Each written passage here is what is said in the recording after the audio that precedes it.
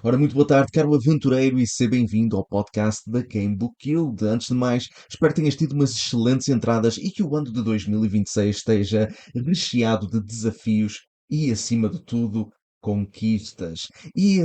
Um dos projetos que eu tinha prometido no meu vídeo sobre o futuro da Game Book Guild era a existência deste podcast, era trazer este podcast. E então, antes de trazer aquilo que eu posso considerar, ou melhor, antes de eu trazer o episódio 1, eu vou trazer aquilo que eu posso considerar o episódio zero.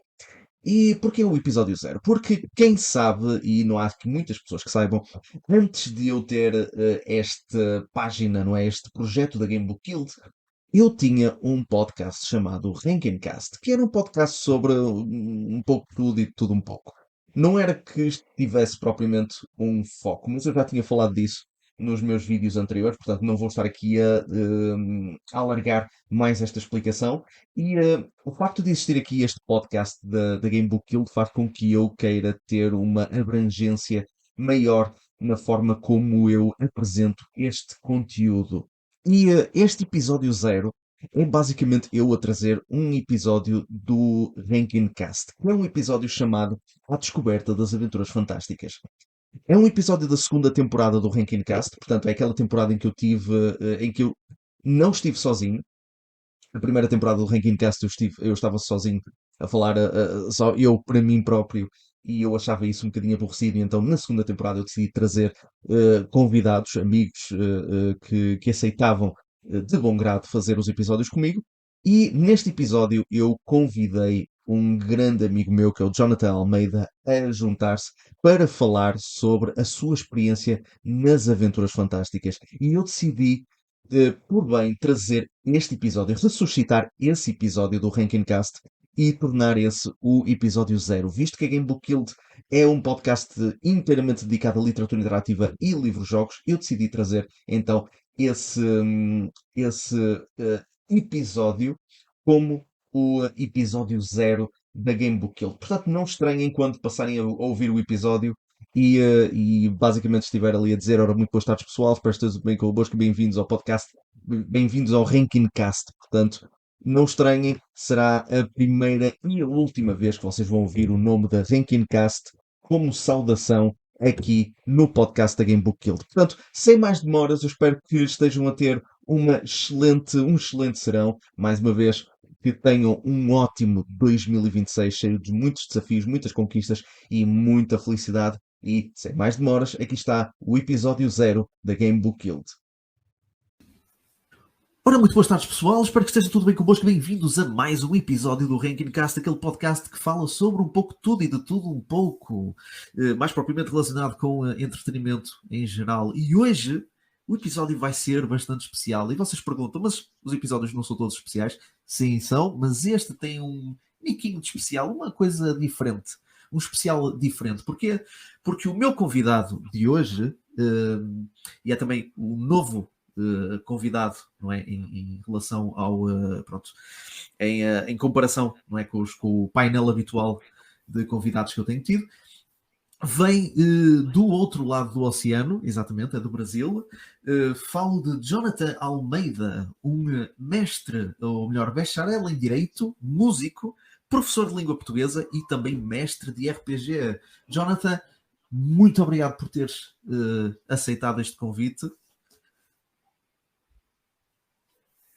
Buenas, buenas, buenas. Tudo bem, pessoal? Bom, Thiago, em primeiríssimo lugar, antes Então, de termos essa conversa, que com certeza vai ser muito prazerosa, espero que também para quem esteja ouvindo, eu gostaria de te agradecer mais uma vez pela oportunidade de fazer parte dessa brilhante iniciativa que tu tens e continuarás tendo de trazer o Ranking Cast para o deleite dos ouvintes, né? Porque tu és uma pessoa extremamente capacitada em várias áreas técnicas, científicas e do conhecimento, da cultura, do entretenimento. Eu sempre digo que parece muito conveniente para um amigo ficar exaltando as qualidades do outro amigo, mas isso contigo não preciso fazer esforço nenhum, porque é natural, tu és um cara de um intelecto diferenciado ao extremo, e muito me orgulha, né, que a gente possa cultivar, desenvolver, estreitar os laços dessa amizade, e que eu possa fazer parte dos teus projetos, das tuas ideias, né, inclusive, né, já fiz parte de forma escrita de um dos teus projetos, falaremos disso certamente um pouco mais à frente, mas já Exatamente. já dando um spoiler aí. Eu te agradeço, cara, te agradeço mais uma vez. É motivo de muito orgulho para mim, e são duas coisas que me orgulham de forma diferente, né? Ser teu amigo, por si só, já é um privilégio, e poder fazer parte de alguns dos teus projetos, que é outra coisa diferente da nossa amizade, embora, né, tenha fluído justamente por nós termos cultivado essa amizade, mas que nós poderíamos ser amigos e eu não fazer parte disso, né? Então é um orgulho dobrado para mim. Muito obrigado e espero que as pessoas gostem. Jesus, e pá, nem 5 minutos de podcast temos e já estou a ter o meu ego esfregado aqui com esta simpatia, pá, incrível. É incrível. Não, mas eu agradeço-te imenso e é assim, era algo que eu fazia questão que fizesses parte, porque lá está, o que nós vamos falar hoje, não é? Porque não é algo exatamente novo no Ranking Cast, é algo que eu abordei várias vezes na primeira temporada, não é? Isto era algo que eu queria trazer de volta nesta temporada, principalmente a partir do início deste ano eu já tinha esta ideia, mas eu queria principalmente que tu fizesses parte disso, não só pelo teu conhecimento em relação a esta área, mas também pelo aquilo que nós partilhamos, não é? Em questão de amizade, não é? Toda esta amizade que nós construímos ao longo destes anos, da mesma forma como tu também contribuíste pronto, como tu falaste muito bem, contribuíste nos meus projetos literários, e que eu espero continuar a ter a tua contribuição nesses mesmos projetos, e eu espero muito sinceramente que este seja o primeiro de muitos outros episódios acerca deste assunto, porque aquilo que nós vamos falar tem pano para mangas, como se costuma dizer aqui, dá para muitas horas de conversa. Portanto, eu só tenho que agradecer a tua presença e por teres aceitado também fazer parte deste projeto. Beleza. Como a gente costuma brincar aqui no Brasil, né? Quando a gente tem a oportunidade de fazer esse tipo de colóquio, assim, né? Em relação a alguém que fala português, mas um português europeu, e alguém que fala um português latino, né? Talvez um dia aconteça com alguém que fale um português africano, que parece mais com um português europeu do que com um português brasileiro.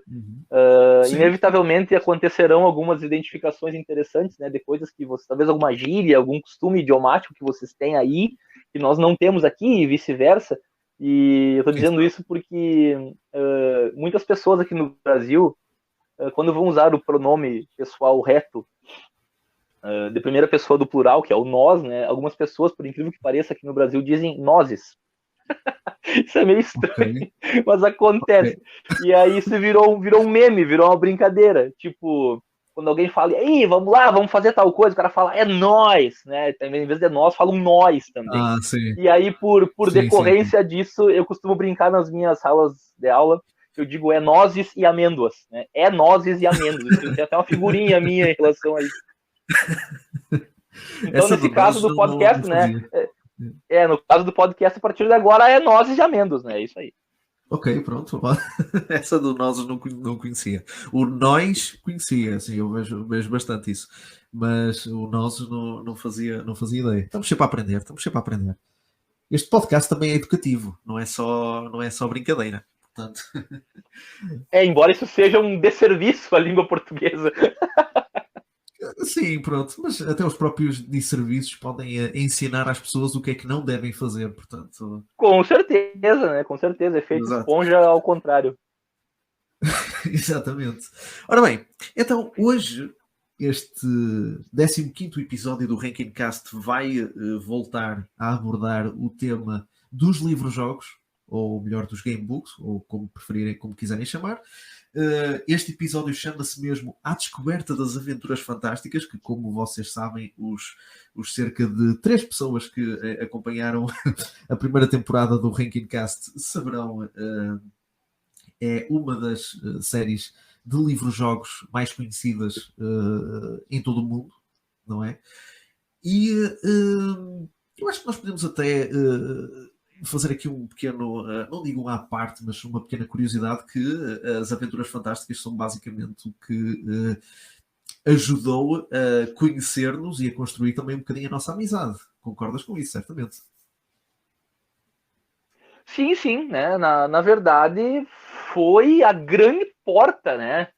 Para essa mansão que hoje é a nossa amizade, né? A gente nunca sabe, né? O que aconteceria se os rumos da história fossem outros, mas eu acredito que, em primeiro lugar, acredito que nós não iríamos, né, nos conhecer se não fossem as Aventuras Fantásticas.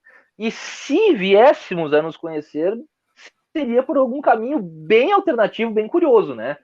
Porque eu acredito que, né, pela situação geográfica, pela situação cultural, né, talvez, né, uma das únicas coisas que eu vislumbro, embora, né, a vida possa ter caminhos muito curiosos, muito alternativos, mas eu acredito que seria bem mais difícil que nós nos conhecêssemos, né, se não fossem as Aventuras Fantásticas. Sim, pronto, eu costumo dizer isto da minha parte. As Aventuras Fantásticas foram o que me salvaram de uma vida de não leitura. Ou seja, eu estava ali, pronto, não posso dizer que as Aventuras Fantásticas foram o meu primeiro contacto com a leitura. Eu já tinha tido outros contactos, mas as Aventuras Fantásticas surgiram no momento em que eu já estava a começar a afastar-me da leitura. E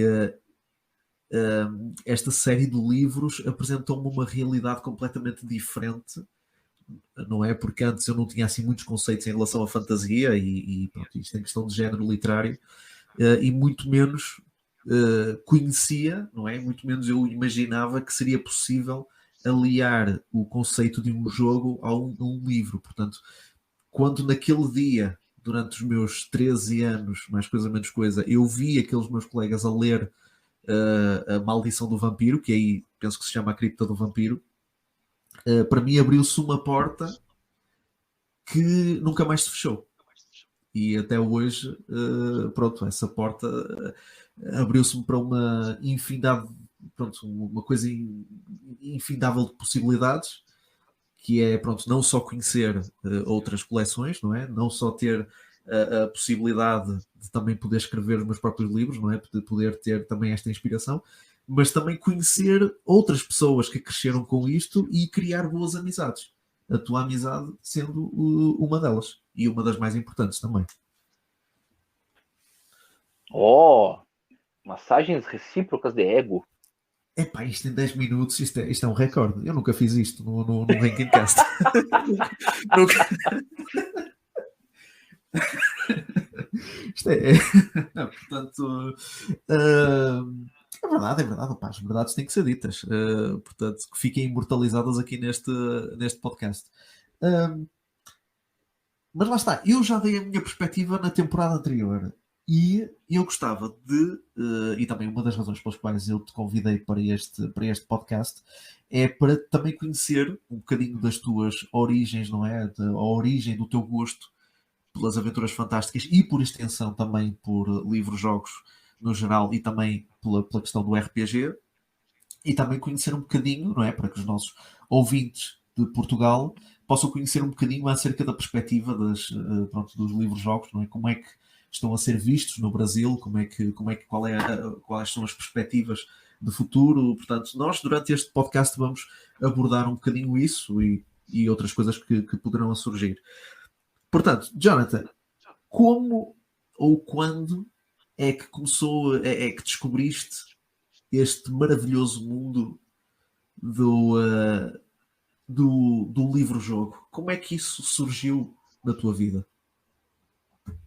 Bom, vamos lá. É uma rede de histórias que se conectam e se complementam. Tá?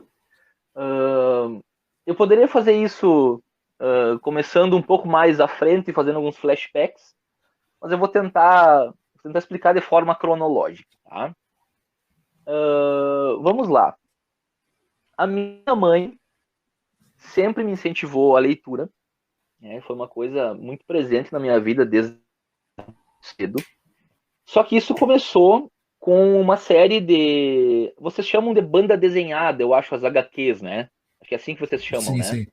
Sim, sim. Nós Exato. chamamos de revistas em quadrinhos ou Uhum. gibis, ou até gibizinhos. Né? Geralmente é Sim, assim que a sim, gente sim. chama, tá? Aqui, depois eu vou comentar um pouco mais sobre a minha questão geográfica aqui, onde é que eu estou localizado. Nós não usamos o termo gibi aqui. Eu sei que esse é o termo mais nacional para se referir às HQs, mas nós sempre nos referimos aqui no meu estado às HQs como revistas em quadrinhos, né? Ou apenas até quadrinhos, era mais, não, mais uma Uhum. metonímia nesse aspecto. Certo. Minha mãe, ela passou a ter o costume, quando ela voltava do trabalho, minha mãe trabalhava em turnos longos numa padaria na cidade onde eu nasci e Uhum. me criei. Ela voltava do trabalho e tinha uma banca de revistas numa das praças que ficavam no caminho entre o trabalho dela e a nossa casa. E um belo dia ela passou e comprou uma revistinha da Turma da Mônica, que vocês conheçam aí no Hum. Portugal. Sim, sim, sim, conhecemos, conhecemos. Aliás, Do só mesmo assim Do uma Maurício parte, de Souza e tal. o Maurício esteve até numa edição da Comic Con aqui em Portugal. Portanto, Ah, que joia, que legal. e foi um dos painéis mais concorridos de toda essa edição aqui. Encheu Que legal. o local. Que legal. Portanto, Ele é sim, uma conhecemos, referência conhecemos. para literatura infantil no Brasil e, com o passar do tempo, né, embora sempre destinou o trabalho literário dele à infância, às crianças, ele passou a ser uma referência literária em geral, né? Por que não? Embora ele mantenha o seu estilo, né, de fazer literatura infantilizada, mas ele é um ícone no Brasil, né, cara? Ele é um gênio, ele marcou, não, eu poderia dizer marcou uma geração, que é isso, né? Continua marcando as gerações, né? Muitas crianças, até pré-adolescentes, ainda leem, né? Adultos, inclusive, mantêm as suas coleções, né? Procuram aumentá-las, completá-las e tal. Mas, bom, voltando. Minha mãe, um belo dia, passou e comprou uma revistinha da Turma da Mônica. Eu, sinceramente, não lembro qual foi a primeira que eu li, mas eu lia Cascão, Magali, Cebolinha, Mônica, né? Os almanaques de férias, os almanaques mensais. Eu comecei a ter uma coleção grande de revistas da Turma da Mônica. Então, esse meu primeiro contato com a literatura foi esse. Mas por que eu estou dizendo isso? Porque algumas das vezes, né, que eu ia com ela até certa altura do caminho para ir para o centro, como a gente fala, o centro da cidade, para às vezes pagar uma conta, comprar uma roupa, alguma coisa, às vezes nós íamos juntos até uma altura, ou às vezes eu encontrava ela no caminho porque eu queria escolher na banca a revistinha que eu ia ganhar. Né? Então acontecia, às vezes, de eu estar junto. Uma das vezes em que eu estava nessa banca, eu vi algo que me chamou a atenção. Eu não sei te precisar que idade eu tinha, mas foi por volta dos 7 ou 8 anos. Mais ou menos isso. Acredito que 7 para 8. Eu vi lá na banca uma revista que tinha uma arte puxando uma coloração dourada na capa, que dizia Aventuras dos Uhum. Trapalhões, e eu já tinha lido algumas coisas das Aventuras dos Trapalhões. Trapalhões, para quem não sabe, foi uma série televisiva de humor aqui no Brasil, também, né, deu Uhum. origem a revistinhas, passatempos, álbuns e tal. O Renato Aragão, que é considerado o líder dos Trapalhões, faz o personagem Sim. Didi Mocó, muito famoso aqui no Brasil. Até no Criança E, Esperança, aquele e projeto aqui em social, ele era um Portugal dos também. líderes e tal. Assim. Só mais uma parte, também foi bastante conhecido aqui em Portugal. Aliás, eles tiveram, aliás, no final, na segunda metade dos anos 90, eles tiveram aqui um programa chamado Os Trapalhões em Portugal. Ah, que Portanto, joia, não sabia. o Renato Aragão e o.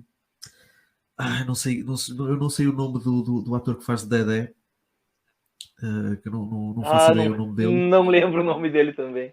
Os dois vieram para cá, para Portugal, e fizeram um programa que era Os Trapalhões em Portugal, e com atores bastante conhecidos aqui portugueses, e até foi um sucesso na altura. Bom, eu não sabia disso, mas isso, né, então vem enriquecer essa parte porque as pessoas conhecem.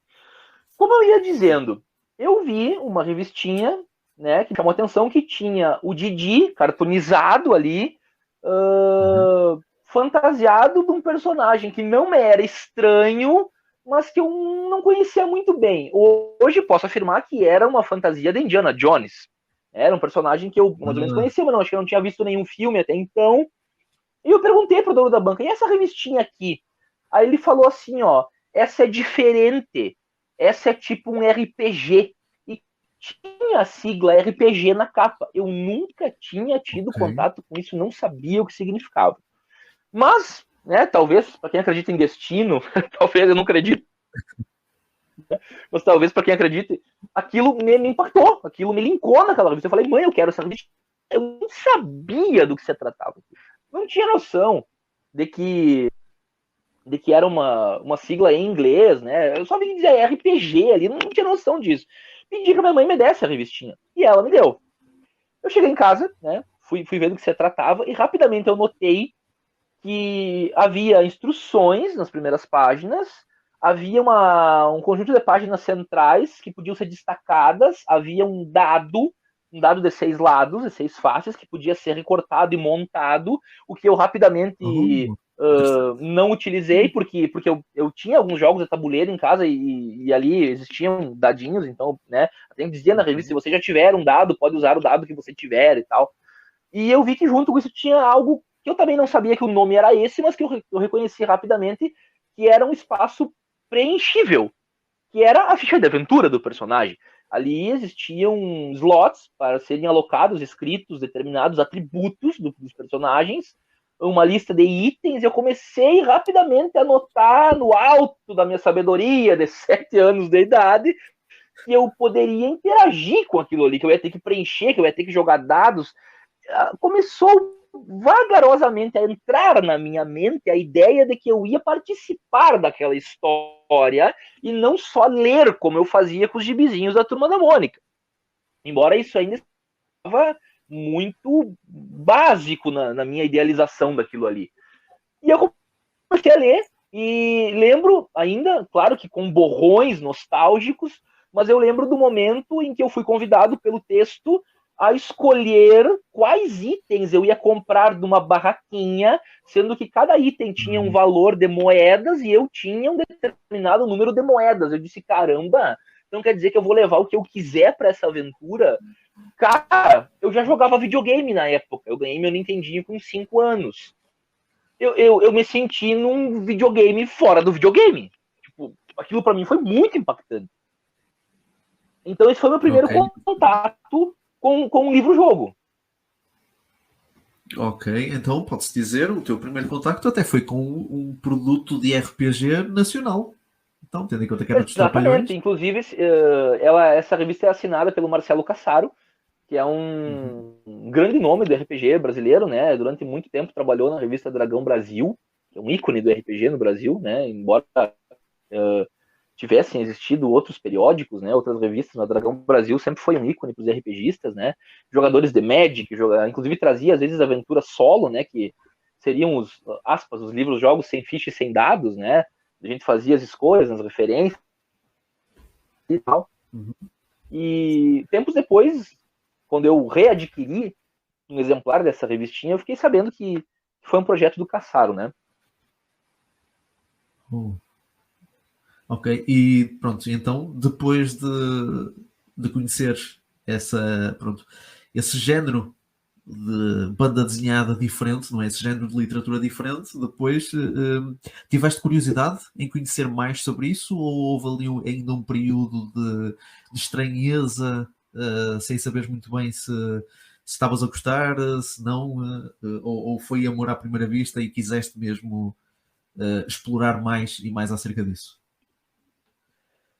Aí que tá. Quando eu pensei em esboçar a estrutura da história, eu tinha pensado em começar pelo meu primeiro contato com a Fire Fantasy, né, com as Aventuras Fantásticas.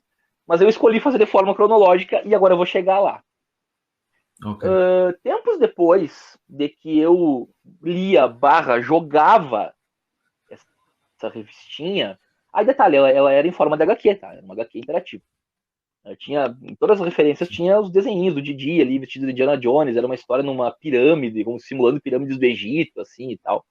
O nome do livro da revistinha, era Didiana Jones em busca do ioiô sagrado.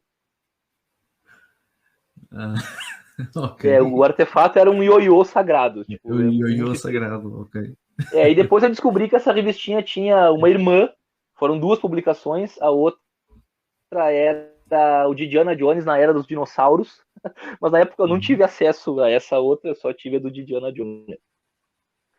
Inclusive, Ok. né, só uma referência. Cara, a Maldição da Múmia. A primeira vez que eu joguei foi muito nostálgico pra mim, agora se explica por quê. Mas é a Maldição da Múmia que é dos Trapalhões ou estás a falar daquele das Aventuras Fantásticas? Pois é, a edição 38, né, que é a última da série normal das edições portuguesas, que é o Maldição da Múmia. Quando eu tive contato com a Sim, Maldição da Múmia mesmo, da Fighting Fantasy, foi muito nostálgico sim. pra mim, porque é o único livro do cânone que tem a temática da primeira revistinha que eu li de livro-jogo. Exato, ok, ok, já percebo, exato, por dentro de uma pirâmide. Irónico mesmo. É, interessante. Bom, continuando. Aconteceu uma coisa, rapidamente, só um parêntese. Pouco tempo depois de eu ter ganhado de presente essa revistinha de Diana Jones, não sei precisar quanto, tá? Isso, como eu falei, eu tinha lá 7 para 8 anos, eu não sei dizer. Mas um belo dia, uma bela tarde, uma bela noite, eu não sei, eu procurei a minha revistinha em casa para jogar lá pela, sei lá, 70ª vez e não achei, né? Essa revistinha sumiu da minha casa. Eu cuidava ela, mas ela ficava no sofá, ela ficava na mesa, ela ficava no meu quarto, ela ficava na cozinha, onde eu largava, sempre com o dadinho em cima ali. Essa revistinha sumiu da minha casa, junto com um dadinho de madeira vermelho, que tinha vindo, se não me engano, numa caixa de um jogo de ludo. Sumiu. Eu nunca. Eu me lembro que eu chorei nesse dia quando eu não achei. Perguntei pra minha mãe, pro meu pai, pra minha avó na época se tinham visto, ninguém viu. Eu nunca soube o que aconteceu com essa revista, embora eu tenha uma teoria de que ela Uhum. foi surrupiada, digamos assim, por uma pessoa específica, cujo nome eu ainda lembro, mas não vou falar por motivos éticos. Nós morávamos num apartamento, na época, um prédio de 3 Ok. andares. Eu morava Uhum. no terceiro, no mais alto, morava no último, como a gente dizia. E tinha um rapaz, início da idade adulta, sei lá, tinha uns 20 e poucos anos, eu acho, que era filho de uma senhora que morava no prédio, no apartamento do meio, e ele nos prestava, às vezes, lá em casa, alguns serviços hidráulicos, mecânicos, como a caixa d'água. O nosso apartamento era o último, a caixa d'água ficava em cima do nosso telhado, então às vezes ele subia lá para arrumar algumas coisas. E eu lembro que um dia ele me perguntou se eu, né, o vocabulário, né, um jeito assim,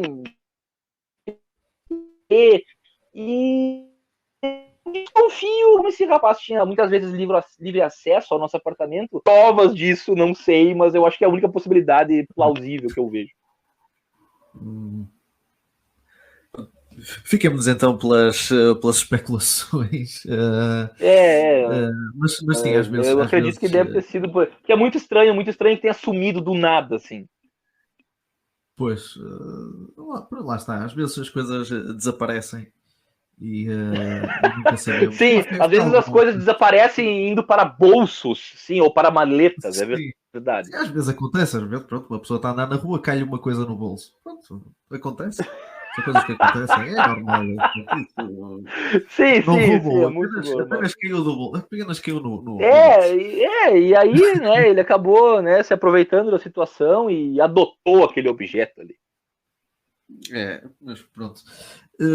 Pode ser que pronto, essa aquisição pode ser que também lhe tenha dado o gosto e se tornar também mais uma pessoa a gostar deste género de literatura. talvez. Sim, vamos tentar tirar algo positivo dessa especulação, né? Talvez sim. Exato, exatamente. Então, quando é que se pode dizer que foi o teu primeiro contacto com as Aventuras Fantásticas?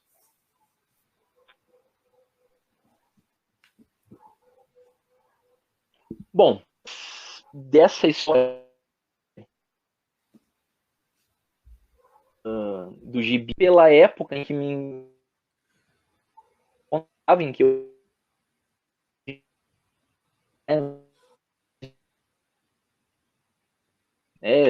ainda era uma criança, eu dependia ou ludicidade, jogos, né, seja o que fosse, eu passei por um hiato. Assim, passei por um tempo e não tive nada do tipo, mas guardava com muito carinho aquelas lembranças. O que acontece? Em 1997, na transição dos meus 11 anos, eu sou de 1986, né, já denunciando a minha idade, eu faço aniversário realmente no início do ano.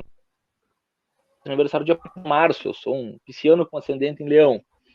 Eu não sei te precisar se eu já tinha 11 anos, em 97, se eu já tinha feito os 11. Por que eu tenho essa dúvida? Mas foi em 97, isso eu tenho certeza. Bom, eu era vizinho e amigo de dois irmãos, o Felipe e o Matheus. O Felipe era um pouquinho que eu, e nessa época que eu tinha 10 para 11, ele deveria ter uns 12 para 13. E o Matheus era bem mais velho do que nós. O Matheus já tinha 16 para 17, mais ou menos nessa época. Já tinha outros interesses, estava num outro mundo, digamos assim, né? Nós estávamos na transição de criança para adolescente e ele já era quase um adulto, né? E eu ia muito, né, até a casa deles, eles iam também na minha casa, nós jogávamos jogos de tabuleiro, lembro de jogar Batalha Naval, lembro de jogar War, contatos com War, na casa deles, nós jogávamos videogame, eles jogavam na minha casa, porque eu tinha um Nintendinho e um Master System, e eles tinham um Mega Drive e tinham recém ganhado um Nintendo 64 também, lembro disso. Então nós dividíamos as visitas assim, e jogávamos várias coisas juntos, inclusive, né, já fazendo um salto para outro assunto, minha primeira experiência com RPG de mesa foi com o Matheus mestrando, esse irmão mais velho do Felipe. Depois eu vou dizer que sistema foi, como é que isso aconteceu, mas a minha primeira experiência com RPGs mesmo, propriamente ditos, a primeira experiência foi com eles. Mas o que acontece? Eu moro no Brasil, né? Sempre morei no Brasil. Eu moro no estado que fica no extremo sul do Brasil, que é o Rio Grande do Sul. Tá? Eu sou natural de uma cidade chamada Santana do Livramento, que fica numa fronteira seca e imediata com Rivera, que é uma cidade do Uruguai. É o único lugar do mundo que a gente consegue ficar com um pé em cada cidade. Assim. Não em cada município, em vários lugares do mundo, mas em cada cidade é só lá. Eu sou natural de lá, que é um município que fica no sudoeste desse estado que fica. Então eu sou tipo sul do sul. Né? Tipo, faz um frio aqui onde eu moro. Eu já não moro mais em Santana do Livramento, mas ainda moro no Rio Grande do Sul. Eu moro mais pro centro do estado agora. Eu moro num município chamado Santiago. E, bom, na época eu morava em Santana do Livramento, que é a minha terra natal. E nós temos 2 férias escolares aqui no sistema letivo do Brasil, que são as férias pequenas, que são as férias de julho, onde a gente tira mais ou menos uns 15 dias de férias, e aquilo que a gente chama de férias grandes, que começam um pouco antes do Natal, ali pelo dia 20 de dezembro, e depois voltam só no final de começo de março. O meu aniversário, algumas vezes, batia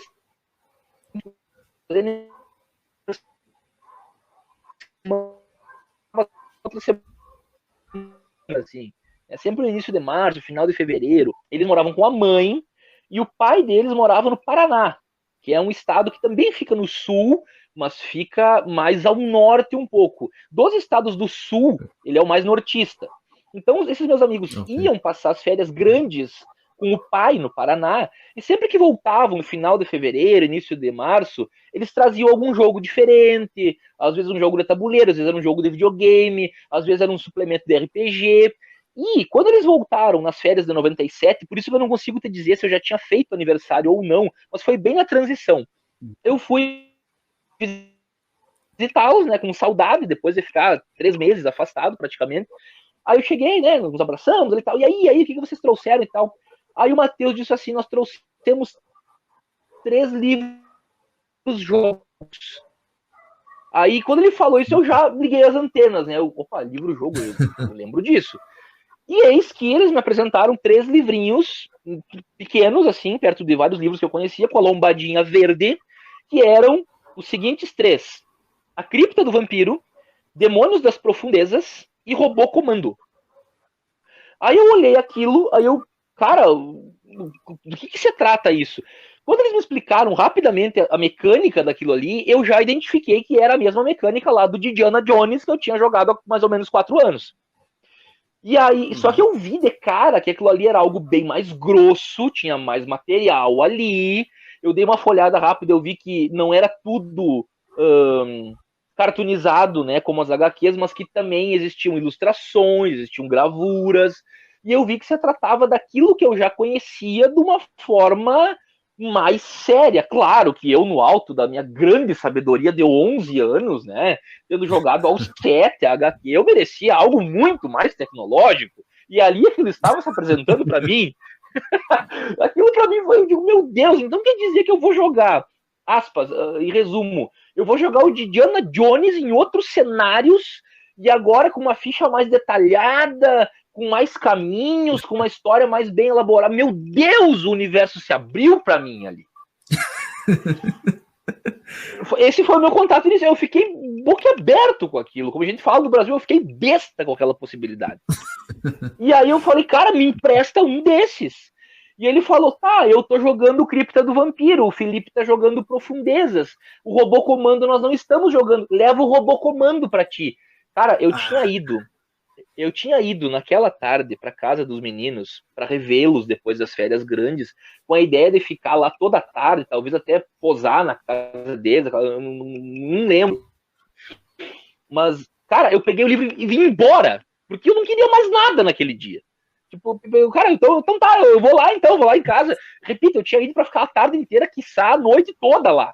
Quando eu botei a mão no Robô Comando, eu queria só ir para minha casa e ficar absorto naquela leitura. Tanto é que eu já dei tchau para eles e fui embora. E a minha primeira experiência, então, foi na minha cama, no meu quarto, num final de verão de 1997. Não lembro se já tinha feito 11 anos ou se estava por fazer, mas foi bem na época da transição. E eu joguei Robô Comando. Não vou dar spoilers, né, para quem não jogou, mas eu tenho muito claras algumas 3, 4 decisões que eu tive de tomar, assim. E eu lembro que, cara, eu vislumbrava o meu quarto, assim. Cara, eu fiquei num êxtase absurdo com aquilo. Eu lembro do prazer que eu senti em depois de 4 anos, e no universo de quem tem 11, 4 anos é quase meia vida, né? Eu tinha ficado 4 anos sem encontrar aquilo, e quando eu reencontrei, eu disse, meu Deus! E detalhe, né? Também já posso, né, agora encerrando a resposta, para não ficar muito longa, eu posso dizer que depois desse primeiro contato, e claro que eu joguei esses 3 livros, não poderia deixar isso escapar, e eu fiquei mais belos anos depois desses 3 sem encontrar as Aventuras Fantásticas. Eu fui encontrar bem depois daí o universo todo, fui ter a magnitude da cânone, fui estudar mais sobre a história dos livros-jogos em si, não só o Fighting Fantasy. Fiquei sabendo que essas tais aventuras fantásticas eram o Fighting Fantasy, que é britânico, né, inglês por decorrência, digamos assim. Fiquei sabendo quem era o Steve Jackson e Ian Livingstone, embora já tivesse lido esses nomes lá de forma superficial. Mas só para deixar claro que depois desse primeiro contato com essas 3 obras, de novo, eu passei por um interregno assim, de ausência. Ok. Por acaso é irónico e eu estava quase a adivinhar uma coincidência espetacular, porque um dos 3 livros, não é, que te apresentaram era o Cripta do Vampiro, não é? Que aqui é conhecido a Maldição do Vampiro, e eu estava realmente à espera que tu dissesses que esse tinha sido o teu primeiro livro das Aventuras Fantásticas, porque isso seria uma coincidência mesmo espetacular, porque também foi o meu primeiro contacto, também foi com esse. Foi o terceiro. Ok, ok. Tá, esteve lá perto, esteve lá perto. Mas então, o teu primeiro contacto com as Aventuras Fantásticas foi então com o Robô Comando, e já aqui chama-se Comando Robô, portanto, aqui houve uma inversão nas duas palavras do título. Uh, que curiosamente é escrito por um Steve Jackson, mas não pelo Steve Jackson que foi coautor das Aventuras Fantásticas. Isso foi também uma coisa que também me intrigou bastante quando eu descobri quem é que tinha escrito quem é que tinha escrito esse livro, juntamente também com o Demónios das Profundezas. Tinha sido escrito por um Steve Jackson diferente. Recorda-me também que esse tornou-se o teu livro favorito ou rapidamente, à medida que tu foste conhecendo os outros títulos, esse começou a ficar um bocadinho mais para trás? Ou então colocas esse livro como um dos teus favoritos devido à nostalgia ou devido à forma como foi o teu primeiro livro? Como é que tu colocas esse livro? Belíssima pergunta, mais uma vez. Só queria fazer um adendo. Cara, Ok. o mundo da cultura e a maneira com que as coisas acontecem na nossa vida, às vezes se apresentam de forma muito curiosa. O robô comando robô para vocês, ele sim foi escrito pelo Steve Jackson, mas o Steve Jackson norte-americano. Que Exato. veja você, curiosamente, ele é o inventor do sistema de RPG GURPS, Generic Universal Role Playing System, o sistema Pois genérico é, pois é. universal de interpretação de papéis. Pois é, Repito, o sim. Steve Jackson, que escreveu 3 livros, 3 para as Aventuras Fantásticas, que, como tu bem disseste, são Robô Comando, Demônios das Profundezas, e também tem o Pântano de Escorpião, que nunca saiu no Brasil, só saiu em Portugal e nas edições originais em inglês. A sério? Esse Não, Steve Jackson, ele não é não, o Steve não Jackson fazia ideia. fundador da Fighting Fantasy. O Steve Jackson que fundou a Fighting Fantasy com o Ian Livingstone é inglês. Olha o tamanho dessa coincidência. A coincidência Mesmo. começa a aumentar quando o GURPS também foi o primeiro sistema com na casa do Matheus. E hoje eu sou mestre de RPG, 95% do tempo dado para GURPS. É o sistema que eu aprendi a mestrar, o sistema que eu Uau. adaptei, o sistema para o qual eu desenvolvi regras da casa, digamos assim. Não bastasse isso, há poucos anos eu comecei a ter contato com board games. Eu já tive contato, né, com board games mais tradicionais, mas comecei Uhum. por influência de alguns amigos, ter contato com alguns. E tem um card game muito conhecido no mundo chamado Munchkin, que é um card game que tem muitas Sim, expansões, muitas sim. variações. É aquela ideia Conheço. daquele card game bem humorado, né? Que a ideia é apunhalar os Sim, seus sim. amigos e tal. O Munchkin também é uma criação do Steve Jackson americano, cara. É verdade, sim. É Cara, verdade. na minha vida, isso é o primeiro RPG, o primeiro livro-jogo e o primeiro card game, sem que eu soubesse qualquer informação sobre isso, foram influências e criações do Steve Jackson americano. Eu preciso conhecer esse cara hoje.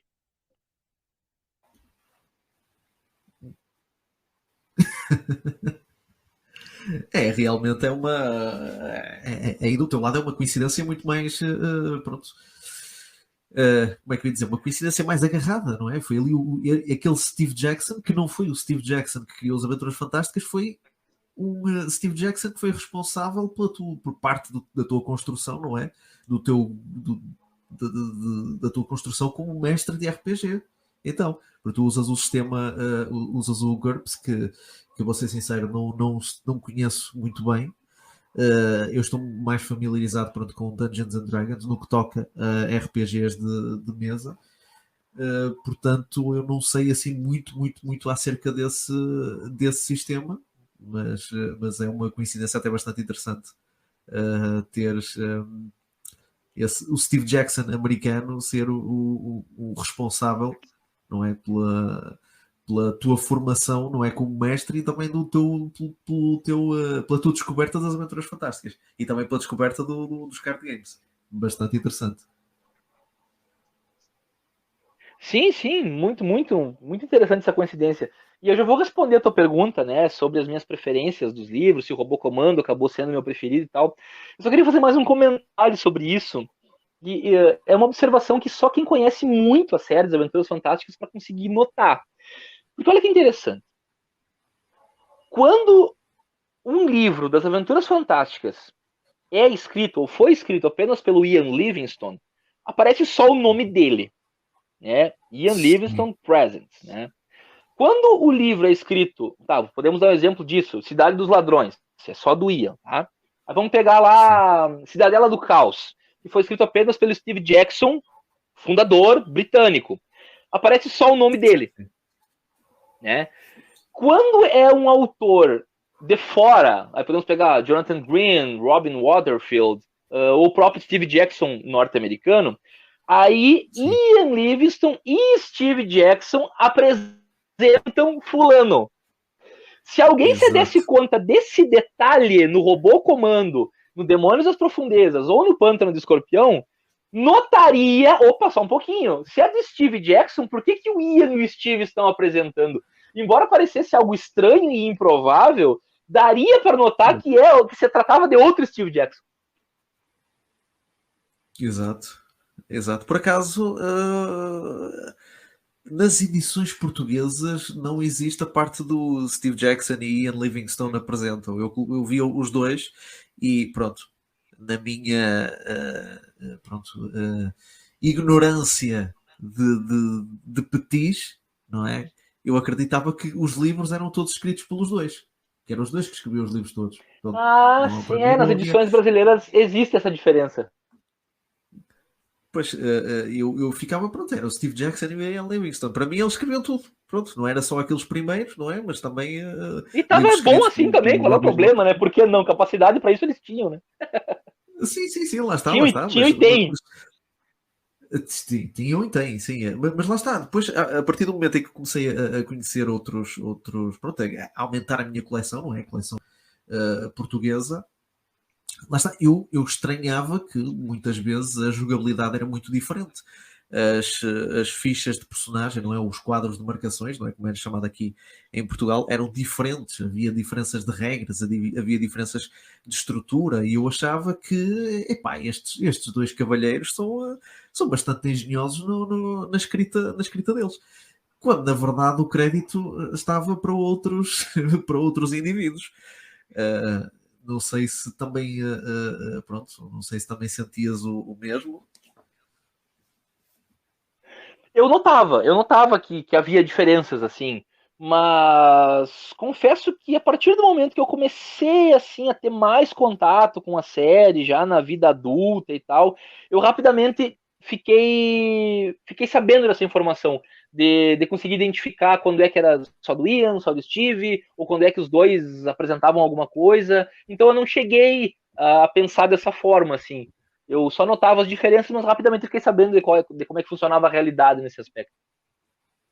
Exato. Aliás, até posso dizer até que quando aqui em Portugal tentaram trazer as aventuras fantásticas de volta, um projeto que tinha tudo para ter sucesso e por causa disso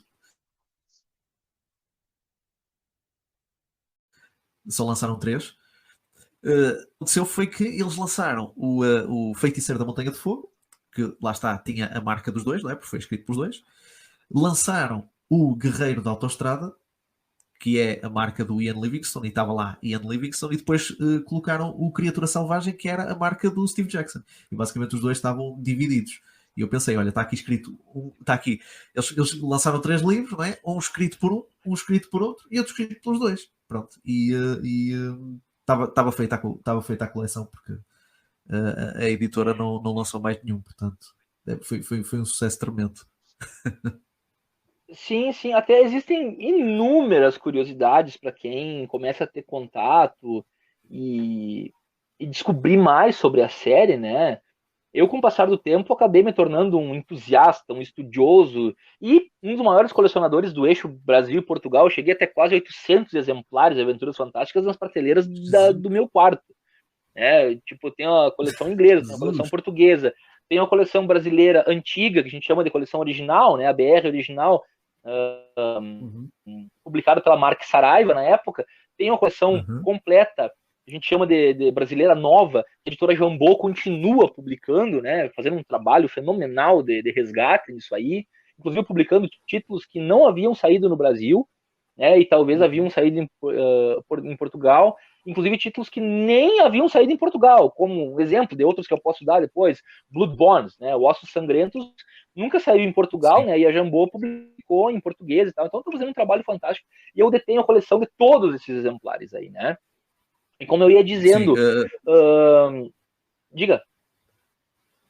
Não, pronto, eu ia dizer que pronto, o Ossos Sangrentos até já nem é da época. Já nem é da época antiga, já não é da época da Penguin. Quando nós tivemos as Aventuras Fantásticas... Exato, é da Wizard. É da Wizard, sim. Exatamente. A Wizard, a única coisa que eu posso dizer que nós temos da Wizard foi as novas edições que surgiram, não é? Os tais 3 livros que foram lançados há uns anos. Foi basicamente isso porque puseram as capas da Wizard. Pronto, o Guerreiro da Autostrada e o Criatura Selvagem têm as capas da Wizard e o Feiticeiro da Montanha de Fogo também. Mas, tirando isso, até mesmo esses 3 têm as suas origens na Puffin, não é? Ou na Penguin, como, mais propriamente. Sim. Tanto é que o Wizard nós não temos absolutamente nada. Nenhum dos novos títulos que saíram na Wizard saíram cá em Portugal e muito menos os da Scholastic. E daquilo que eu sei, aí a Jambô não só lançou alguns títulos da Wizard, podemos pegar no Uivo do Lobisomem, por exemplo, como também lançou, também está a lançar títulos da Scholastic, como por exemplo o Porto do Perigo. Exatamente. Porto do Perigo já saiu pela Jambô e só para deixar completa a ideia da experiência, mesmo da linha Puffin barra Penguin, saiu alguma coisa também pela Jambô daquela época. Exemplo, a Ilha do Rei Lagarto, que já existia, sim. né, pela Verbo e nunca havia saído para nós aqui. E a Jambô também lançou. Exatamente. Eu devo aqui fazer não digo um à parte, mas eu tenho que referir isto. Nós fizemos, eu e o Jonathan, fizemos intercâmbio de livros, mais do que uma vez até. Nós chegamos a enviar livros um ao outro. Eu enviava livros daqui de Portugal e o Jonathan também enviava livros do Brasil, para nós completarmos também a nossa coleção. E eu tive muito gosto em receber títulos que saíram no Brasil e que não saíram cá, inclusive alguns títulos mesmo da Marques Saraiva que não saíram cá em Portugal, como o Ladrão da Meia-Noite, o Fantasmas do Medo. Ajuda-me aqui, havia mais 2 também, que era o Punhais da Escuridão. Punhais da Escuridão, Mares de Sangue. E havia um outro também. E o Mares de Sangue. Eu lembro-me que esses 4 era da Marques Saraiva. E depois também enviaste-me a versão brasileira também do Uivo do Lobisomem, mandaste-me o Sangue de Zumbis também, e mandaste-me também o Feiticeiro da Montanha de Fogo, da versão da Jambô também. Perfeito, se me estiver a faltar algum... Eu recebi também, eu recebi vários valorosos e valiosos exemplares também que tu me mandaste, né? Mais uma vez aproveito para agradecer esse intercâmbio aí fantástico que nós fizemos. E comentando outra coisa também, fazendo um link com aquilo que nós havíamos comentado, no cânone principal, isso é uma coisa até bem curiosa.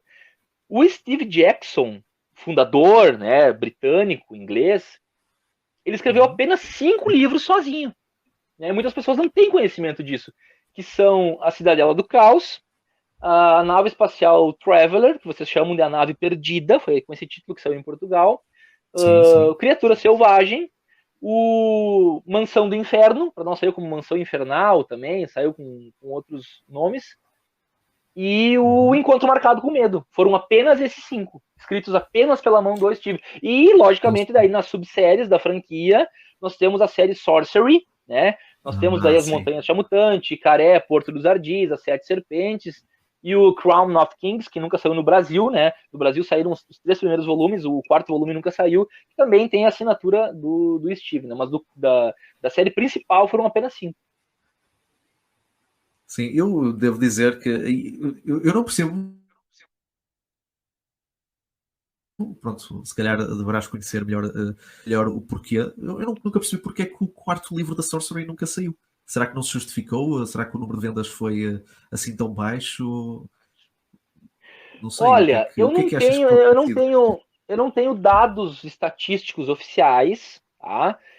Mas eu tenho uma informação de uma fonte que eu também não sei o quão confiável é, mas cuja história que me foi passada faz sentido, tá? Como os livros Ok. estavam vendendo bem, a série principal, a Mark Saraiva começou a tentar publicar alguma coisa das subséries, né? Por exemplo, suplementos de RPG, né? Livros Uhum. como Saqueador de Charadas, o Out of the Pit, que é o Bestiário, o Livro dos Monstros, também na série Uhum. Sorcery, ou na série das Aventuras Mitológicas, que são as Crônicas de Creta, né? Lançaram o Feudo Sangrento de Alteu, depois o Na Corte do Rei Minos, que também não foi lançado o terceiro, que seria o Return of the Wanderer, também não saiu, né? Mas saíram os dois primeiros. Sim. E o que aconteceu? Quando a Mark Saraiva, isso, repito, a partir do que me passou essa fonte, tá? A Mark Saraiva comprou livro por livro os direitos da Sorcery. Teoricamente não comprou. Se alguém daí que estiver ouvindo na época trabalhava lá ou tiver informações melhores, por favor me corrija. Estou passando até onde eu sei. A Mark Saraiva comprava os direitos de cada livro individual. Aí publicou Montanhas Chamutante, que foi o primeiro, tá, vendeu legal. Aí publicou Caré, Porto dos Ardis, vendeu legal, mas já menos. Aí tá, vamos tentar o Sete Serpentes, que é o terceiro.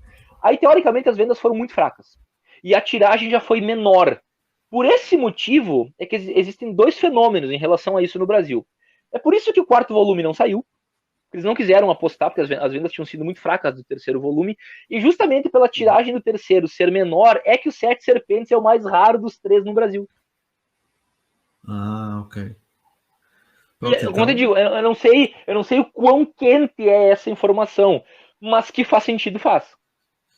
Sim, lá está. Sim, sim, sim, faz sentido, faz sentido. Mesmo assim, vocês tiveram as subséries das Aventuras Fantásticas, ao passo que nós só nos contentamos com 38 volumes da série principal. Nunca tivemos nenhuma das subséries. Sorcery, não tivemos nada disso. Saqueador de Charadas, suplemento de Sim, RPG, não sim, tivemos sim, nada. Nem sim. sequer, nem sequer os livros, nem sequer os romances, não é? Do, Os do, romances também, dois deles também foram traduzidos, né? Que foi o As Guerras de Trolltooth.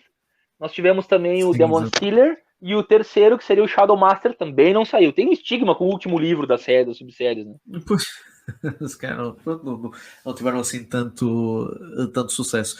Mas lá está também. Outra coisa curiosa: os livros da Marques Saraiva, e corrijo-me se eu estiver errado, saíram menos volumes do que cá em Portugal. Até.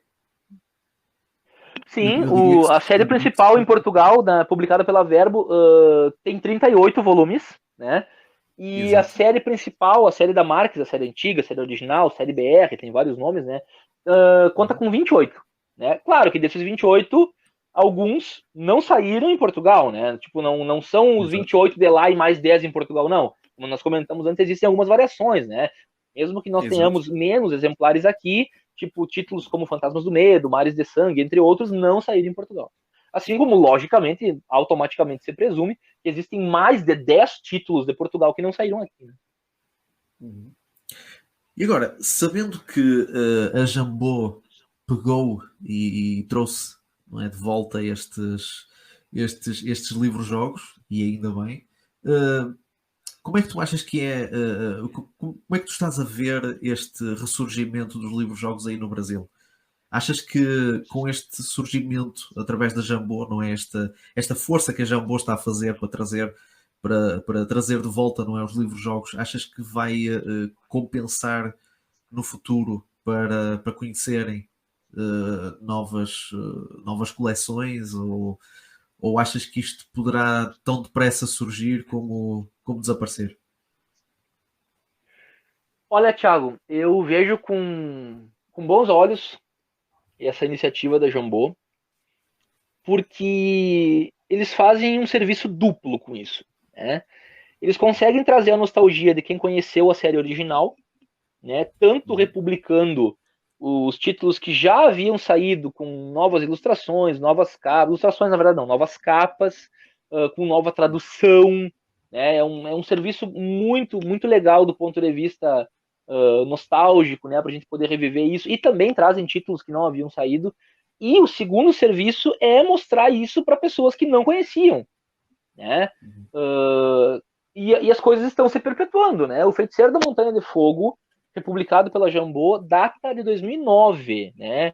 Então, esse ano, né, já se vão 13 anos, né, de relançamento da Jambô, e para esse ano nós temos mais livros saindo, né?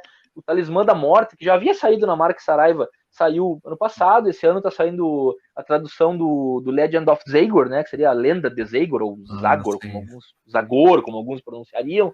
Então, e esse é mais um livro que é do cânone da Puffin / Penguin, e não saiu nem em Portugal nem no Brasil, e vai sair para nós, né? Isso é muito interessante, cara. É mais um grande serviço da Jambô. Eu vejo com olhos nostálgicos, generosos e esperançosos, né? E eu gostaria de citar, embora não faça parte diretamente da tua pergunta, eu gostaria de citar o nome do cara que hoje, para mim, em matéria de conteúdo novo, é o cara que mais tem contribuído, embora não faça parte da Fighting Fantasy, mas é o cara que tem escrito livros, jogos do zero, né? Ele já começou a escrever muito jovem, e ele é vinculado ao Jambô, acho que é ainda, se ele estiver ouvindo, por favor, também me corrija, acho que ele ainda é vinculado ao Jambô, escreveu, né, algumas coisas vinculado ao Jambô, acho que ele ainda faz parte, que é o Atos Beuren, né? Ele está no nosso grupo internacional de WhatsApp lá, participa ativamente das páginas, é um cara talentosíssimo, um entusiasta dos livros-jogos como nós. E outra coisa, além de ele criar livros-jogos para o público adulto, né, ele também faz o fantástico trabalho de criar livros-jogos voltados para o público infantil. Ele tem livros como O Fantasma do Relógio, por exemplo, que é uma belíssima obra, toda escrita em verso, rimado, ilustrações lindas. O Atos é um cara que está sendo e tenho certeza que será determinante para essa sobrevida, ou talvez nova vida dos livros-jogos no Brasil. Exatamente, é curioso falares no Atos, e já agora aproveito e mando um grande abraço daqui de Portugal.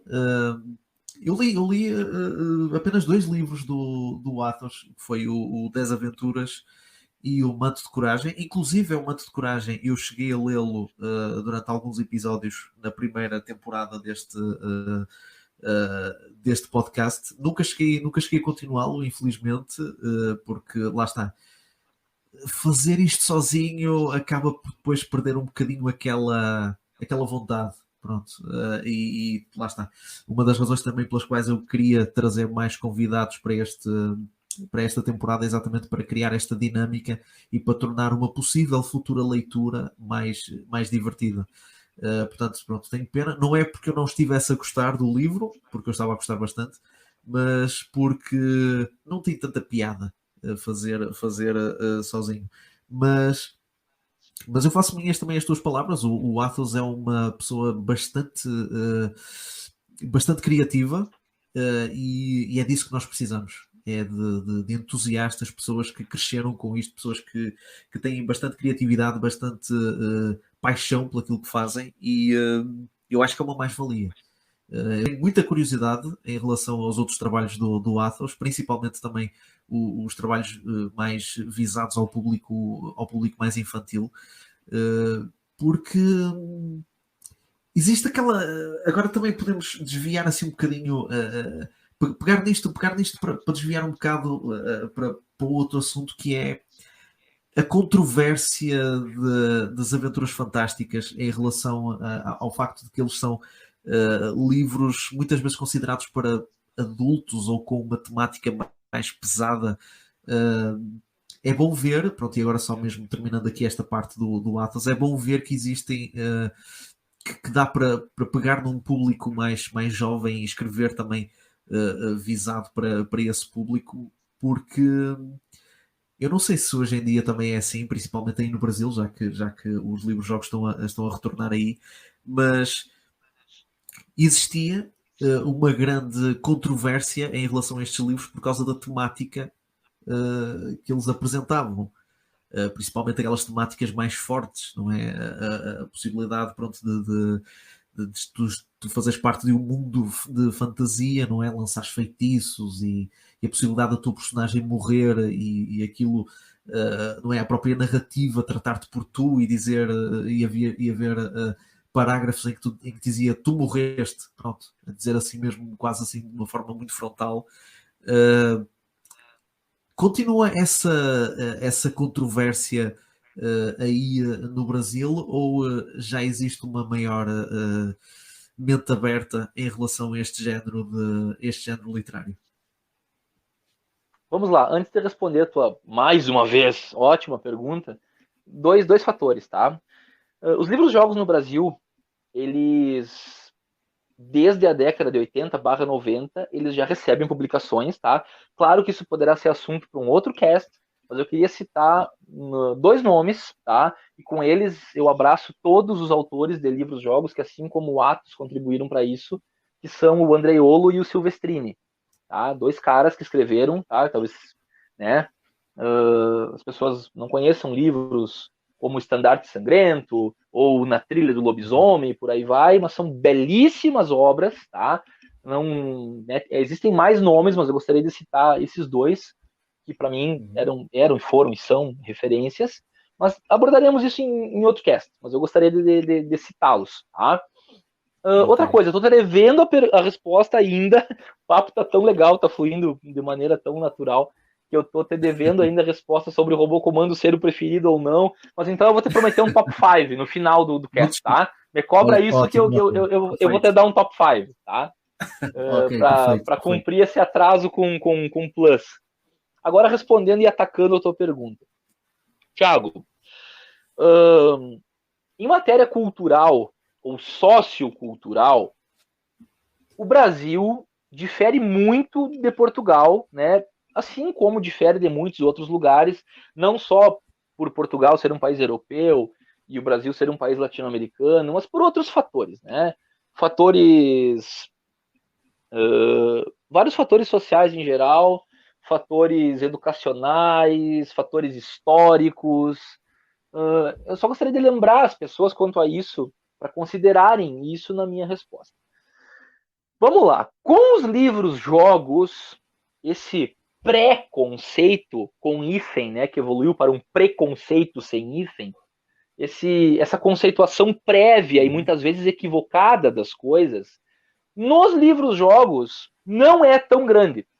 Justo porque o nicho de quem consome os livros-jogos é bem menor do que o nicho de quem consome RPG. Nem todo mundo que consome RPG consome livros-jogos. Digamos que o nicho dos livros-jogos está contido, né, no grupo do RPG.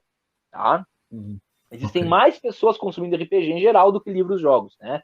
E aí vem aquela questão também que poderia ser assunto para outro cast, né? Livros-jogos são RPG ou não? Motivos que sim, motivos que não. Aí a gente poderia elencar, fazer um paralelo, discutir isso aí, né? Mas onde é que eu tô querendo chegar com isso? No RPG, essa prévia e equivocada conceituação ainda é muito normal aqui no Brasil. Tá? Inclusive, no início dos anos 2000, houve um crime bem chamativo aqui, uma tragédia, né? Houve uma série de homicídios e depois vinculou-se a imagem dos homicidas com a ideia de serem jogadores praticantes da ideia do RPG, né? Isso, para quem já tinha um preconceito, foi um prato cheio. Ah, olha aí, os caras fazem parte de seitas, de rituais, de cultos, não sei o quê, faziam apologia a várias coisas que não tinham nada a ver com a ideia do RPG. E isso já existia, tomou força com esse infeliz, trágico acontecimento, e continua assim.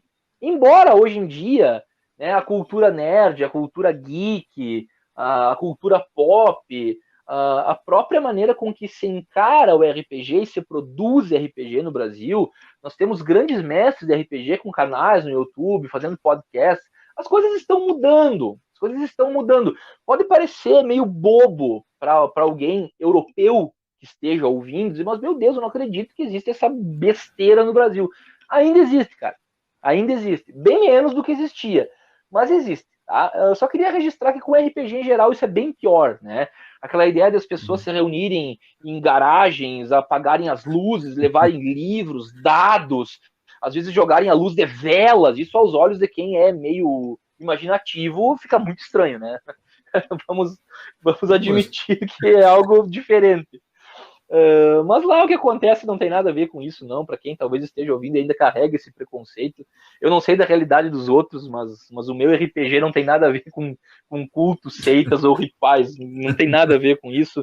E acredito que 97,9% de quem joga também não cultua nada disso. Tá? Não vou falar por 100%, que a generalização é perigosa e a unanimidade é burra, né? Mas vou falar por mim e pela quase totalidade.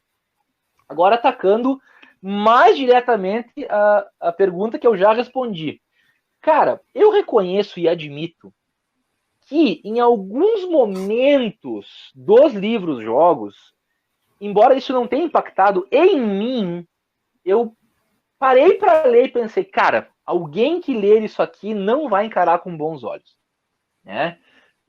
Livros, por exemplo, que carregam a temática de horror, que na verdade horror puro seriam só 3 no cânone todo, né? Que são A Mansão do Inferno, que é um horror contemporâneo, embora um contemporâneo década de 80, mas é o mundo normal que nós vivemos, né?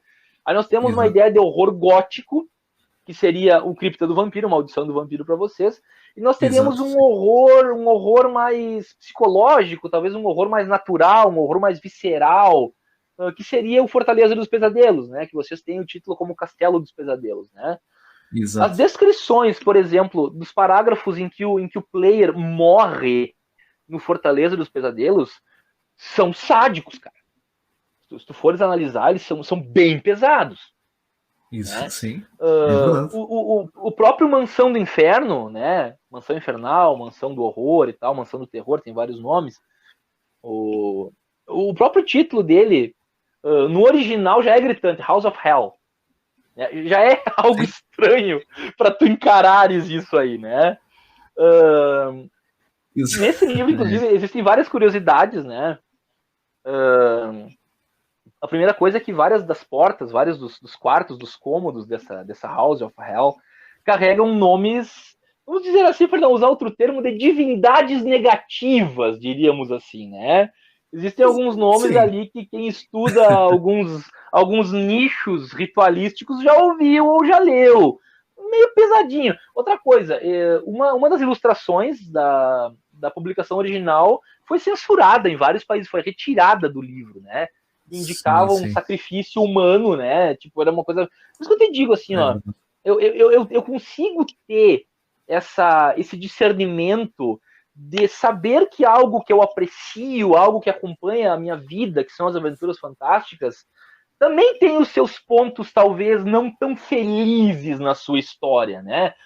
Poderiam ter sido evitadas algumas coisas para que um público maior fosse atingido, ou para que talvez um público já atingido não fugisse, né? Então é mais ou menos assim que eu prefiro responder a tua pergunta. E muito, muito bem respondido. Eu posso já agora também adiantar, e falaste dos 3 tipos de horror, não é? Os 3 livros-jogos com a temática de horror que nós conhecemos. Eu posso já dizer que, por extensão, o Revenge of the Vampire, que é aquele livro extremamente raro, basicamente, eu não diria que é uma das joias da coroa das Aventuras Fantásticas, porque a nível de gameplay e história é um bocadinho... tem as suas falhas, vá. Mas é mais pela sua própria raridade. Eu posso classificá-lo como também horror gótico misturado com um pouco mais de fantasia. Porque o cenário não é exatamente, não é no castelo, é em vários cenários diferentes, e tu tens também elementos de fantasia, tens mais elementos de fantasia do que no anterior, portanto é uma coisa, peca um bocadinho nesse aspecto, embora se passe no mundo fantástico, não é? No mundo de Titan, perde um bocadinho do horror gótico que que o Maldição do Vampiro tem.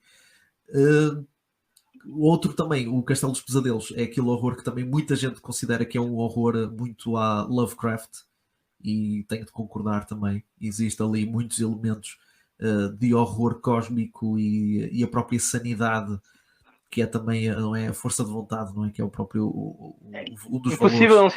impossível não citar o Sr. Howard Phillips ao falar de Castelo dos Pesadelos. Claro. Né? Claro, exatamente. E a própria questão da sanidade, não é? Da força de vontade, é um elemento bastante forte nesse livro. De talvez o maior efeito daquele horror cósmico seja a tua própria loucura, né? Exatamente. E posso dizer também, o Lovecraft está a ser uma enorme inspiração para algumas histórias que eu estou a escrever agora, para algumas aventuras pequeninas que eu estou a escrever agora, que estão a ser muito baseadas nesse género de horror. E depois tens o Mansão Diabólica, não é? Que é, como tu disseste muito bem, aquele terror mais contemporâneo, a típica casa assombrada, só que com outros elementos mais aí sim nós podemos pegar nos cultos, não é? Naqueles cultos satânicos, não é? De sacrifício ao demónio. E muito curiosamente, e agora eu posso aqui dizer que, como tu sabes, e como os nossos ouvintes também deverão saber, eu cheguei a trabalhar num centro de estudos durante alguns anitos, e eu introduzi aos miúdos as Aventuras Fantásticas. Só que, lá está, eu não usei a minha própria coleção, por isso tive que adquirir alguns livros, ou através de plataformas como o OLX, ou indo até alfarrabistas. 2 dos livros que lá se encontram são A Mansão Diabólica e O Castelo dos Pesadelos. Que bela entrada! Eu não sei onde é que eu tinha a cabeça quando coloquei lá esses livros, mas...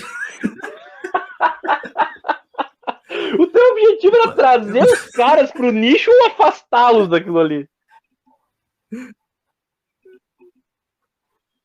Epá, é assim, vamos ser francos. Eu tinha 13 anos quando me foi apresentado estes livros. O primeiro que me foi apresentado foi A Maldição do Vampiro. O primeiro que eu li por mim mesmo foi A Mansão Diabólica. Portanto, é assim. Epá, pronto, está bem. Eu tinha 13 anos na altura. Ok. Ali no centro de estudos tens miúdos mais novos. Mas pá, pronto. Depende okay. muito também, depende muito da carga cultural, depende muito do que a gente traz previamente para enfrentar um livro desses, né? Depende muito. Exato. Cara, não sei como é que isso funciona na cultura, na sociocultura da tua realidade europeia e, por extensão, portuguesa, mas, cara, existe um preconceito não só do ponto de vista assim, de ser algo agressivo aqui no Brasil, de retratar morte, sangue, víscera, sei lá, mas existe até um viés religioso quanto a isso aqui. Existem famílias que, se pegarem um livro com o título Mansão do Inferno, não deixarão os seus filhos lerem. Isso existe aqui para nós. Pois, lá está. Eu não sei muito bem como é aqui. Embora esses livros tenham sido lá doados nesse centro de estudos, eu, quando lia os livros com eles, as primeiras abordagens que eu fiz, não é? Os primeiros livros que eu li com eles foi a Masmorra Infernal e a Ilha do Rei Lagarto. O que já são mais calminhos em questão de terror. Sim. Portanto, foi ali uma introdução diferente. E eu uma vez apanhei um aluno meu a ler A Nave Perdida. Portanto... O cara queria algo mais high-tech? Não sei, eu acho que ele pegou no primeiro livro que lhe apareceu nas mãos e leu porque não tinha mais nada para fazer. Gostaria de fazer 2 comentários sobre o que nós havíamos falado. Força. Quando eu disse que existem 3 livros no cânone que tratam de horror, embora horrores diferentes, eu citei Mansão, Fortaleza e Vampiro, citei esses 3 porque são os 3 que saíram comumente no Brasil e em Portugal, tá?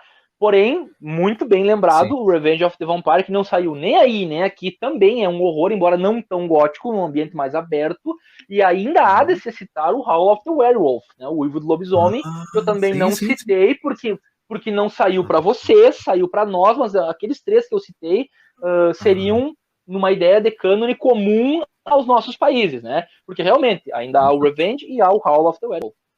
Exato, nem me lembrei desse, e esse é dos meus favoritos. Howl of the Werewolf tornou-se um dos meus favoritos, eu adorei quando li. Que é um horror mais direcionado, né? Sim. Também está dentro daquele horror gótico. Também em mundo aberto, né? Sim, também bastante, também mundo aberto, pode-se considerar, e muito aquele horror baseado naqueles filmes da Universal, aqueles filmes antigos, não é? Pegaram, pronto, da mesma forma como a Maldição do Vampiro é basicamente uma versão de Titan do Drácula. O Uivo do Lobisomem, pronto, é a versão Titan do Lobisomem, pronto, do Wolfman. Outra coisa que eu queria comentar, voltando ao assunto do Lovecraft, cara, o brasileiro é PhD em criar besteiras. Tipo, um dos grandes talentos. O brasileiro é muito talentoso em várias coisas, né? Eu tenho muito orgulho do meu país e de contribuir como professor com a educação do meu país, mas o brasileiro tem um talento natural para mememizar tudo, né? Agora tu imagina, né, quando algumas pessoas têm contato com Howard Phillips Lovecraft pela primeira vez, começam a estudar aquele universo cósmico, aquele horror diferente ali. Aí eles encontram a figura ou a ideia de um CTHULHU. Aí o brasileiro precisa pronunciar isso aí. Sendo que existem inúmeros sites e blogs pelo mundo que buscam identificar qual seria a melhor pronúncia para o grande monstro Lovecraftiano, né? Teoricamente, se nós pegarmos a ideia original do idioma, os sites mais confiáveis, ou que pelo menos conseguiram estudar com pessoas que talvez tiveram contato com isso na época da criação, indicam que nós teríamos que pronunciar o CTHU com aquela ideia do fonema do TH em inglês, thu, seria isso, e aí o LHU seria ru. Então a pronúncia mais aproximada seria Cthulhu. Algo assim, mas também existem várias diversificações dessa pronúncia. Aí o brasileiro, para simplificar, meu amigo Thiago, criou 2 nomes para esse monstro. Então. O primeiro é o seguinte: como será que vamos invocar o Getúlio? Essa é a primeira. Mas aí tem uma que é melhor que essa, que é quando será que conseguiremos invocar o tio Túlio? Ok, são alternativas, eu acho que... Isso é comum aqui no Brasil, cara. Se alguém for estudar esse universo, vai se deparar com isso em algum momento. Uau! Olha, por acaso, pronto, agora que estamos aqui a falar da forma como se pronuncia esse bicho, não é? Eu tenho um amigo que também ele entra também aqui no Ranking Cast, que é o Emanuel, a quem eu mando um forte abraço. Ele também é um grande entusiasta de Lovecraft e pronto, e também já leu bastante dos contos de Lovecraft e tudo mais. Ele disse até que para pronunciar, não é, daquilo que ele já tinha visto, ele, não sei onde é que ele leu, mas ele disse que para pronunciar corretamente o nome desse bicho era preciso que nós tivéssemos de cortar a língua. Sim, até um dos apelidos do fenômeno é o mal impronunciável, né? Teoricamente não teria como pronunciar esse nome, né? Exatamente. Portanto, é curioso porque, pronto, Lovecraft era um gênio à sua maneira. Pronto, tinha muitos problemas, era um homem com muitos problemas, mas ele conseguiu... Morreu cedo, inclusive, né? Sim, morreu cedo e pronto, e sozinho também, mas pronto.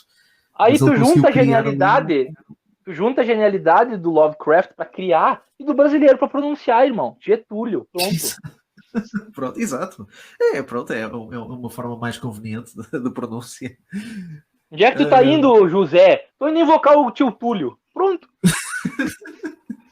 Exato, fazem parecer a chegada do fim do mundo como uma coisa completamente casual. Olha, vou Comum, é comprar o nome tabaco. do teu tio que vem jantar contigo na quarta-feira e olhar o jogo do Corinthians. Exatamente, uma coisa perfeitamente normal. Bem, nós já ultrapassamos 1 hora de podcast. Epá, isto, pronto, eu estou a adorar esta conversa. Isto é coisa para nós fazermos para aí umas 10 horas, mas não dá para tanto. Por favor, me convide de novo.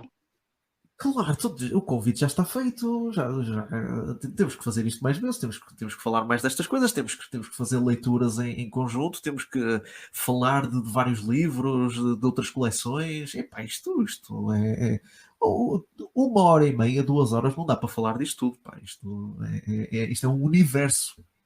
Quase literalmente um universo. Usando outro provérbio giriático do brasileiro, isso vai ser uma hemorragia de prazer. Exatamente, mas é uma hemorragia que não vamos querer estancar. Exatamente. E outra coisa muito comum no Brasil, né, é nós usarmos, infelizmente, alguns vícios de linguagem como o pleonasmo vicioso, né? Algumas vezes nós encontramos histórias aqui de dizer, cara, você precisava ver o tamanho daquela hemorragia de sangue. Eu nunca vi alguém ter hemorragia de urina ou de suor, né? Exato, hemorragia do quê? Não pode ser de outra coisa. Bem, passemos então ao teu top 5 de livros das aventuras fantásticas, ok? Não vamos dar spoilers de... Sim, tenta fazer o mais conciso possível. Tenta ser o mais curto possível, porque não sabemos no futuro se vamos falar desses livros ou não, portanto... Pensei exatamente isso. Assim... Eu não vou dar spoilers dos porquês, só vou citá-los. Ok, ótimo, perfeito. Podes começar quando quiseres. Bom, em quinto lugar, eu coloco nostálgica e honrosamente o Robô Comando. Ok. Só para dar uma situada em quem está ouvindo, é um livro que trata de universos alternativos que se encontram, onde nós convivemos no mesmo mundo com dinossauros e robôs utilizados para trabalhos. Existem robôs e dinossauros na mesma era tecnológica, digamos assim. Exato. Só isso já devemos ter atraído para aí 50 novos leitores. E inclusive na capa do livro isso é visível. Existe um dinossauro lutando com um robô. Exatamente. Bem, mas não vamos falar mais. Vamos deixar esta curiosidade. Exato. Nos nossos ouvintes. Ok, quarto. Em quarto lugar, outro livro do Steve Jackson norte-americano, que é O Pântano do Escorpião, que é um livro que nunca saiu no Brasil. Que é um livro que tem uma mecânica completamente inovadora para o cânone. O cânone das Aventuras Fantásticas sugere que o jogador /leitor trace um mapa para facilitar a sua aventura. O Pântano do Escorpião te obriga a fazer isso. Né?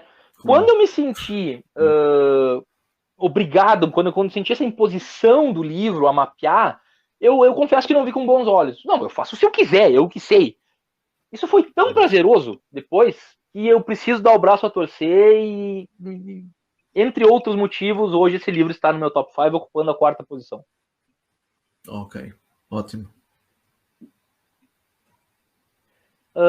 No terceiro lugar, Cripta do Vampiro. Para mim, uma das experiências mais fantásticas que é possível em 2022 no planeta Terra uma pessoa ter com livros jogos. Só digo isso. Ok. Em segundo lugar, muito em dúvida se seria o terceiro, invertendo o Cripta para o segundo, mas pelo detalhamento do enredo, pela mecânica, pelas evoluções do personagem, o meu segundo livro, que ocupa a segunda posição do meu top 5, é O Uivo do Lobisomem, do Jonathan Grant. Howl of the Werewolf. Para mim, uma grande obra, literalmente, porque é maior do que as outras. Né? Uma aventura fantástica. Então, para mim, em segundo lugar, O Uivo do Lobisomem. Ok. E quem é que recebe a medalha de ouro Antes do top. antes de entregar a medalha de ouro no lugar mais alto do pódio, eu queria fazer 2 menções honrosas. 2, tá? Ok. Poderia fazer bem mais. Eu poderia fazer todas. Eu amo a série inteira. Que é isso, caramba. Mas vamos fazer 2, tá? Que seriam Cidade dos Ladrões, pra mim, Ok. blockbuster, assim, fantástico. E A Espada do Samurai. Ok. Esses 2 eu queria mencionar de forma honrosa. E o meu primeiro lugar vai para o livro que saiu em Portugal com o nome de A Masmorra Infernal, que para nós saiu com o nome de O Calabouço da Morte. Saca só esse plot. Você entra com mais 5 malucos dentro de uma masmorra projetada para te matar, sendo que só um pode sair vivo de lá e até hoje ninguém saiu e o evento é anual.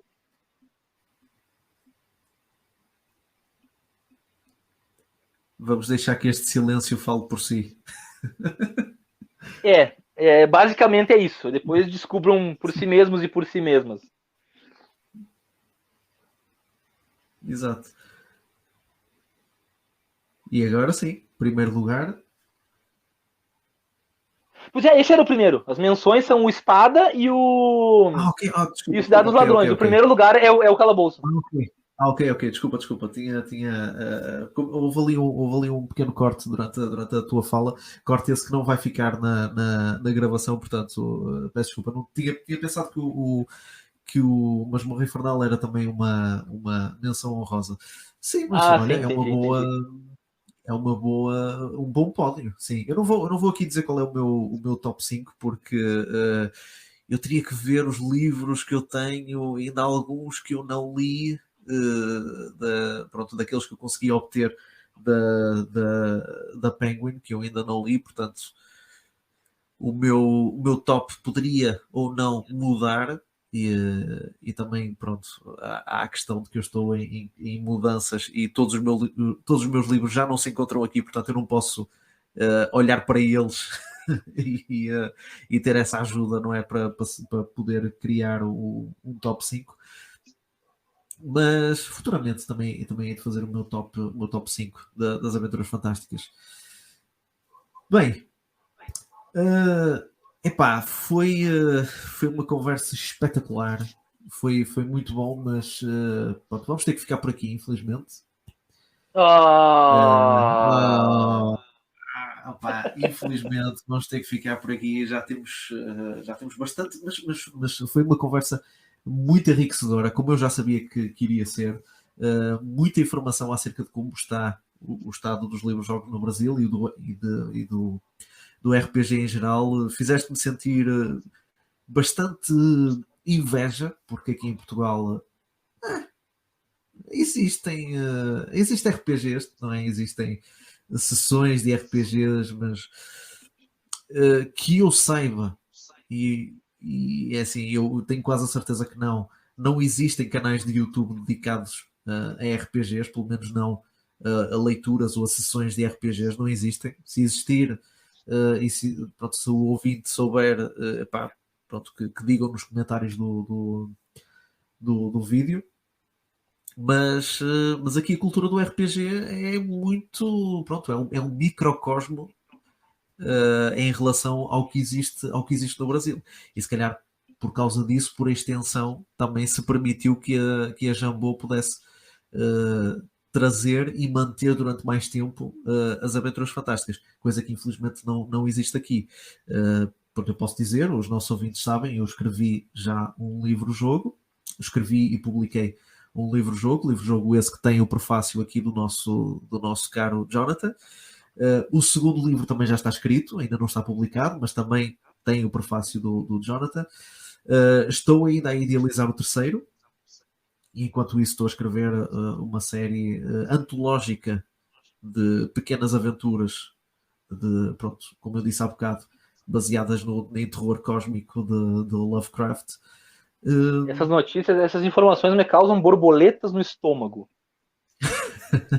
Eu posso dizer que uma dessas histórias, que é uma história de 100 parágrafos, chamada The Eldritch Key, eu usei para entrar numa competição chamada The Lindenbaum Contest, que é uma competição de livros-jogos, no qual entraram 16 competidores, e eu devo dizer que eu já estive a dar uma vista de olhos nas outras entradas, e a competição vai ser forte. A competição vai ser forte. Interessante, hein? Sim, exato. Eu sou o único português lá, infelizmente, mas felizmente eu não sou o único português de Portugal a escrever livros-jogos. Ainda bem.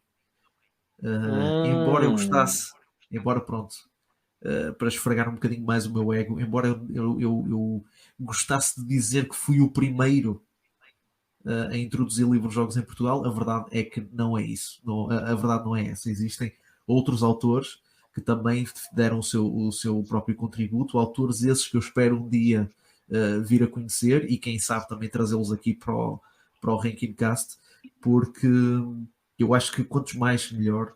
E da mesma forma como o Atos aí no Brasil está a contribuir imenso para os livros-jogos e também para fomentar a literatura nos mais novos, eu acredito que os livros-jogos são...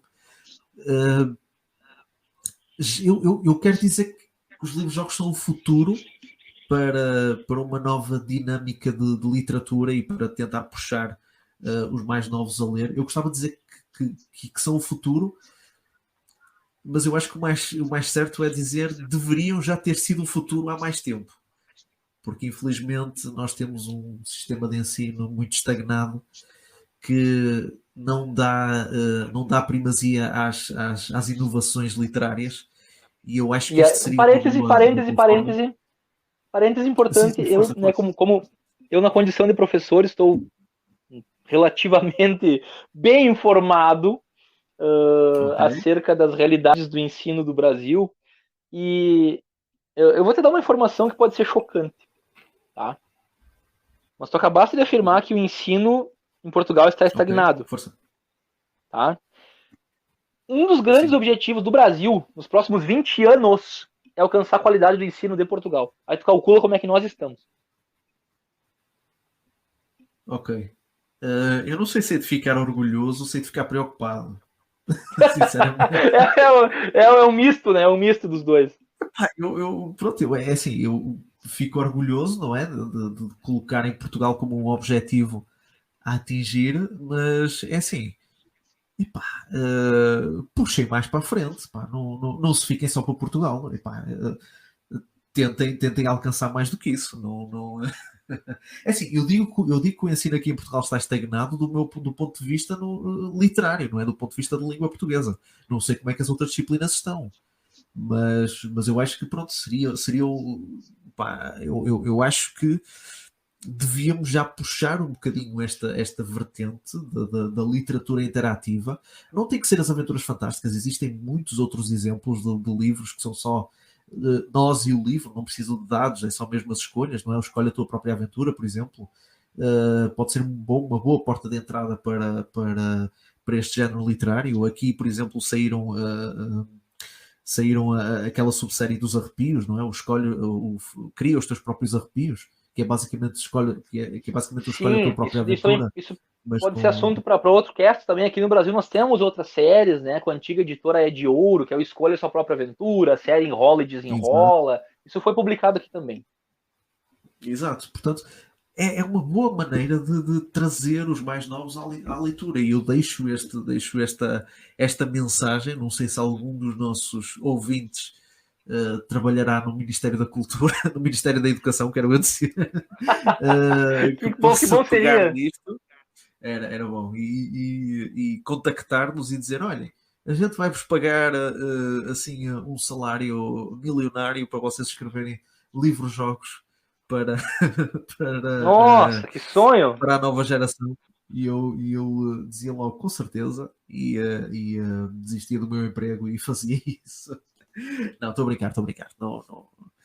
Não acredito que isso vá acontecer. Quem sabe um dia pode-se